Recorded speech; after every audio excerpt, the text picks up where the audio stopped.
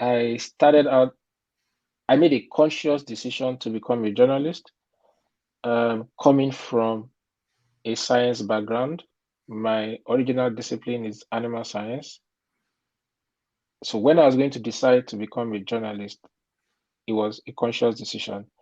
I wanted to use my pen to advance public interest, to help the society, to speak truth to power, to hold leaders accountable to the people. So from start, as a newbie in journalism, I said I wanted to do journalism that would focus on the public interest.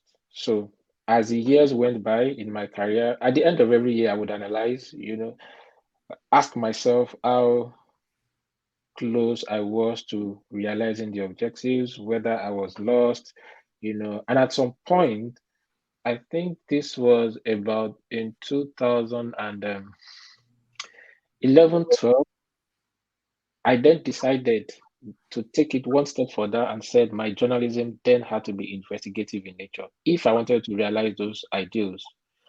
Few years down the line again, I then thought, okay, for some of the stories that I wanted to get, I needed to go undercover to make them happen.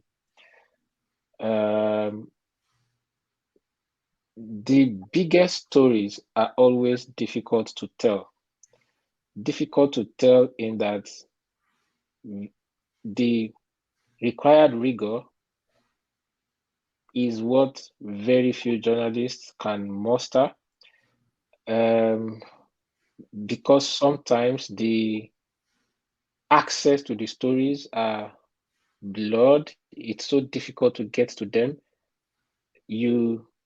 In a lot of cases, for these stories, you can't introduce yourself as a journalist and get the job done.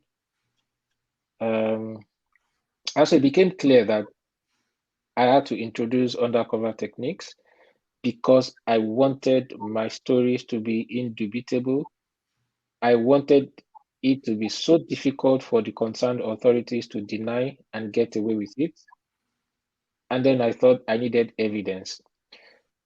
If the people do not know the extent, the depth of their problems, if they don't know the depth of the rots in the institutions that should protect and defend the public interest, then there can be no attempt at solving those problems.